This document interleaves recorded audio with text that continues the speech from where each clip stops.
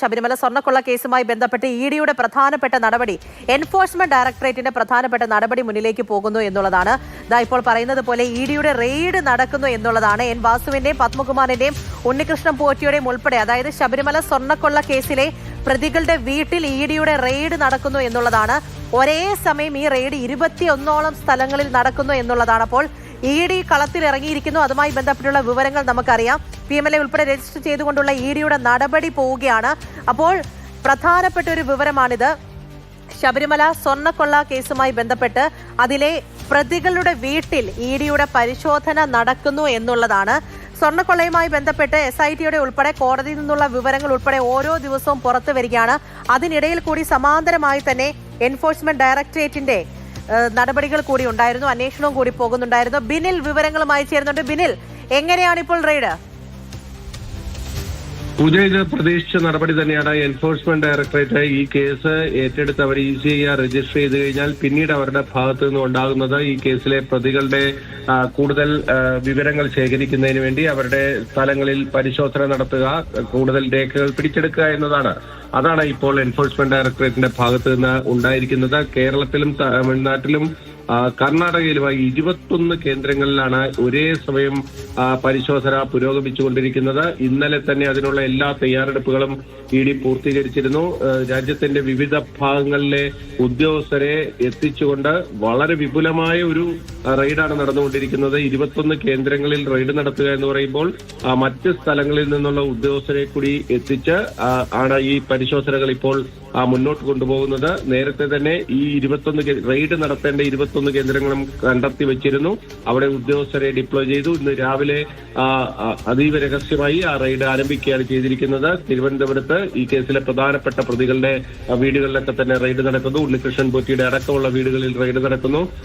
ആറന്മുളയിൽ റെയ്ഡുണ്ട്. അങ്ങനെ ബെല്ലാരിയിൽ ഗോവർദ്ധന്റെ വീട്ടിൽ സ്മാർട്ട് ക്രിയേഷൻസുമായി ബന്ധപ്പെട്ട റെയ്ഡ് നടക്കുന്നു. അങ്ങനെ 21 കേന്ദ്രങ്ങളിലാണ് ഇപ്പോൾ പരിശോധന നടക്കുന്നത്. ഇനി ഇതിനപ്പുറത്ത് ഈ കേസിൽ പ്രതികളല്ലാത്തവരുടെ വീടുകളിലേക്ക് കൂടി പരിശോധനയ്ക്കുള്ള സാധ്യതകളും ഇപ്പോൾ നിലനിൽക്കുന്നുണ്ട്. എന്തായാലും വളരെ വിപുലമായ ഒരു പരിശോധനയിലേക്ക് ED കടക്കുന്നു. ഇതിന്റെ മണി ട്രെയിൽ കണ്ടെത്തുക എന്നതാണ് അവർ ഉദ്ദേശിക്കുന്നത്. അതായത് ഈ കുറ്റകൃത്യത്തിന്റെ ഭാഗമായി പ്രതികൾ സമ്പാദിച്ചിട്ടുള്ള പണം അത് എങ്ങോട്ടേക്കൊക്കെ എത്തിച്ചിരിക്കുന്നു, അതുമായി ബന്ധപ്പെട്ട കൂടുതൽ കാര്യങ്ങളിലേക്കാണ് എൻഫോഴ്സ്മെന്റ് ഡയറക്ടറേറ്റിന്റെ അന്വേഷണം പോകുക.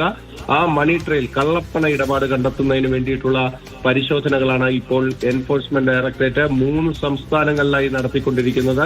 21 കേന്ദ്രങ്ങളിൽ രാവിലെ തന്നെ പരിശോധന ആരംഭിക്കുകയും ചെയ്തിട്ടുണ്ട്. ഇനി നമ്മൾ മനസ്സിലാക്കേണ്ട മറ്റൊരു പ്രധാനപ്പെട്ട കാര്യം, എൻഫോഴ്സ്മെന്റ് ഡയറക്ടറേറ്റിന് മുൻപേ ചില കാര്യങ്ങളിൽ SIT നടപടികൾ തുടങ്ങിയിട്ടുണ്ട് എന്ന് നമ്മൾ നേരത്തെ റിപ്പോർട്ട് ചെയ്തിരുന്നു. അതായത് എൻഫോഴ്സ്മെന്റ് ഡയറക്ടറേറ്റ് PMLA പ്രകാരം ഈ കേസിലെ പ്രതികളുടെ സ്വത്തുക്കൾ കണ്ടുകെട്ടുന്ന അടക്കമുള്ള നടപടികളിലേക്കാണ് അവർ സാധാരണ നിലയിൽ പോകുന്നത്. ഇവിടെ SIT തന്നെ ആ നടപടികളിലേക്ക് നീങ്ങാനുള്ള നടപടികൾ അവർ ആരംഭിച്ചു കഴിഞ്ഞു എന്നതാണ് മറ്റൊരു പ്രധാനപ്പെട്ട കാര്യം. മുഖ്യ പ്രതികളുടെ ഈ കുറ്റകൃത്യത്തിലൂടെ സമ്പാദിച്ച സ്വത്തുവകകൾ കണ്ടെത്തിയിട്ടുണ്ട് അവർ എന്ന് ഇന്നലെ ഹൈക്കോടതിയെ അറിയിച്ചിരുന്നു. അതായത് ആ സ്വത്തുക്കൾ BNS പ്രകാരം ഇപ്പോൾ കണ്ടുകെട്ടുന്നതിന് SITക്ക് പുതിയ അധികാരം ലഭ്യമായിട്ടുണ്ട്. അത്തരത്തിൽ ആ പണം ഉപയോഗിച്ച് പ്രതികൾ സമ്പാദിച്ചിട്ടുള്ള സ്വത്തുക്കൾ മരവിപ്പിക്കാൻ, കണ്ടുകെട്ടാനുള്ള നീക്കം SITയുടെ ഭാഗത്തു നിന്നും തുടങ്ങുകയും ചെയ്തിട്ടുണ്ട്. അവർ ഇതിനോടകം തന്നെ പ്രധാനപ്പെട്ട പ്രതികളുടെ ബാങ്ക് അക്കൗണ്ടുകളെല്ലാം മരവിപ്പിച്ചിരിക്കുകയാണ്.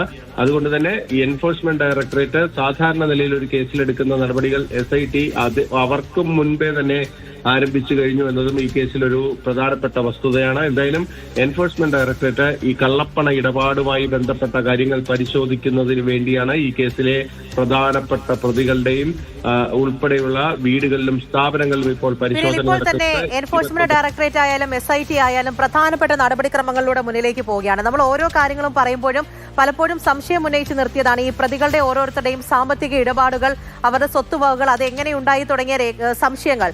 അപ്പോൾ കഴിഞ്ഞ ദിവസം തന്നെ കോടതിയിലെത്തിയ പല കാര്യങ്ങൾ, ഇപ്പോൾ നടക്കുന്ന ED റെയ്ഡ്, SITയുടെ അന്വേഷണം ഉൾപ്പെടെ പറയുകയാണ് എന്നുണ്ടെങ്കിൽ ഈ കൊള്ളയിൽ നിന്നും എന്തൊക്കെയോ കാര്യങ്ങളൊക്കെ സമ്പാദിച്ചു കൂട്ടിയിട്ടുണ്ട്.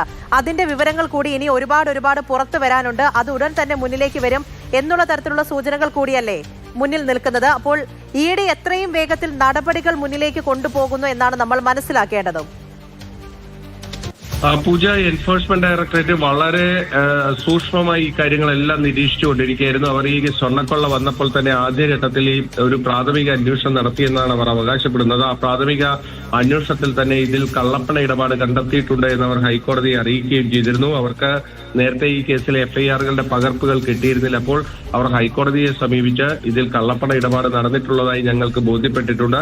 അപ്പോൾ നിയമപ്രകാരം ഞങ്ങൾക്ക് PMLA അനുസരിച്ച് ഈ കേസ് അന്വേഷിക്കാനുള്ള അവകാശമുണ്ട്. അതുകൊണ്ട് ഞങ്ങൾക്ക് എഫ്ഐആറുകളുടെ പകർപ്പ് ലഭ്യമാക്കണമെന്ന് അവർ ഹൈക്കോടതിയിൽ ആവശ്യപ്പെടുകയായിരുന്നു.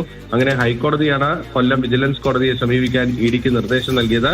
അങ്ങനെ കൊല്ലം വിജിലൻസ് കോടതി SITയുടെ എതിർപ്പുകളൊക്കെ മറികടന്നുകൊണ്ടാണ് അവർക്ക് ഇതിന്റെ എഫ്ഐആറിന്റെ പകർപ്പുകൾ കൈമാറിയത്. അപ്പോൾ പകർപ്പുകൾ കൈമാറിയപ്പോൾ തന്നെ അവർ ഡയറക്ടറേറ്റിന്റെ നിർദ്ദേശപ്രകാരം ECIR കൊച്ചിയിൽ രജിസ്റ്റർ ചെയ്തു. അതിനുശേഷം അവർ ഓരോ പ്രതികളുമായി ബന്ധപ്പെട്ട കൂടുതൽ ആഴത്തിലുള്ള അന്വേഷണം നടത്തി.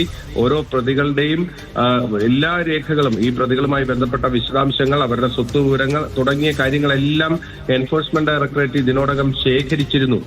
വളരെ ആസൂത്രിതമായി ആ വിവരങ്ങളെല്ലാം ശേഖരിച്ച് ഒരു വലിയ തയ്യാറെടുപ്പോടുകൂടിയാണ് ഈ റെയ്ഡുകൾ നടക്കുന്നതെന്ന് നമുക്ക് വേണമെങ്കിൽ പറയാം. കാരണം 21 കേന്ദ്രങ്ങളിൽ ഒരേ സമയം റെയ്ഡ് നടത്തുക എന്നത് അത്ര എളുപ്പമുള്ള കാര്യമല്ല. അത്രയധികം. തിരുവനന്തപുരത്തെ ദേവസ്വം ബോർഡ് ഓഫീസിൽ റെയ്ഡ് ഉണ്ടോ? തിരുവനന്തപുരത്തെ പ്രധാനപ്പെട്ട കേന്ദ്രങ്ങളിലെല്ലാം ഇത് സ്വാഭാവികമാണ്. ദേവസ്വം ബോർഡിന്റെ ഓഫീസിലേക്കും റെയ്ഡ് എത്തും. കാരണം ദേവസ്വത്തിലാണ് ഇതിന്റെ നിർണായകമായ രേഖകളുള്ളത്. ആ രേഖകൾ നേരത്തെ SITയും ദേവസ്വം വിജിലൻസും ഒക്കെ പിടിച്ചെടുത്തിട്ടുണ്ട് ഹൈക്കോടതി നിർദ്ദേശപ്രകാരം എന്നുണ്ടെങ്കിൽ പോലും ദേവസ്വം ഓഫീസ് ഈ കേസുമായി ബന്ധപ്പെട്ട ഒരു പ്രധാനപ്പെട്ട കേന്ദ്രം തന്നെയാണ്. അതുകൊണ്ട് സ്വാഭാവികമായ നടപടികളാണ് അക്കാര്യത്തിലൊക്കെ ഉണ്ടാകുക. ഈ കേസിലെ പ്രതികൾക്കൊപ്പം തന്നെ മറ്റ് പ്രധാനപ്പെട്ട കേന്ദ്രങ്ങളിലും ഓഫീസുകളിലും ഒക്കെ തന്നെ പരിശോധന നടത്തും. ഇപ്പോൾ ED ലഭ്യമാക്കുന്ന പ്രാഥമികമായ വിവരം എന്നത് 21 കേന്ദ്രങ്ങളിൽ, കേരളത്തിലും തമിഴ്നാട്ടിലും കർണാടകയിലുമായി 21 കേന്ദ്രങ്ങളിലാണ് ഈ പരിശോധന നടക്കുന്നത് എന്നതാണ് ഇപ്പോൾ എൻഫോഴ്സ്മെന്റ് ഡയറക്ടറേറ്റ് ഔദ്യോഗികമായി അറിയിച്ചിരിക്കുന്ന. അല്പസമയത്തിനകം അവർ ഇത് സംബന്ധിച്ച ഒരു വാർത്താക്കുറിപ്പും പുറത്തേക്കിറക്കും. അപ്പോഴായിരിക്കും ഏതൊക്കെ പ്രതികളുടെ വീടുകളിലാണ് പരിശോധന നടക്കുന്നത് എന്നത് വ്യക്തമാകുകയുള്ളൂ. ഈ റെയ്ഡിന് ശേഷം കോടതിയിൽ അവർ ഈ റെയ്ഡിൽ കണ്ടെത്തിയ സാധനങ്ങൾ സംബന്ധിച്ച്, രേഖകൾ സംബന്ധിച്ച് കൃത്യമായ ഒരു വിശദീകരണ പത്രികയും സമർപ്പിക്കും. അതിനുശേഷം സാധാരണയായി തന്നെ എൻഫോഴ്സ്മെന്റ് ഡയറക്ടറേറ്റ് എന്തൊക്കെ നടപടികൾ ചെയ്തു, സ്വത്തുക്കൾ മരവിപ്പിക്കുന്ന അടക്കമുള്ള നടപടികൾ ചെയ്തിട്ടുണ്ട് തുടങ്ങിയ കാര്യങ്ങൾ അവർ വിശദീകരിക്കാറുമുണ്ട്. അങ്ങനെയെങ്കിൽ ഈ റെയ്ഡ് ഇന്ന് പൂർത്തിയാകുകയാണെങ്കിൽ നാളെ വൈകിട്ടോടുകൂടി ആ നടപടികളും അവർ പൂർത്തീകരിക്കുകയും അത് മാധ്യമങ്ങളെ അറിയിക്കുകയും ചെയ്യും.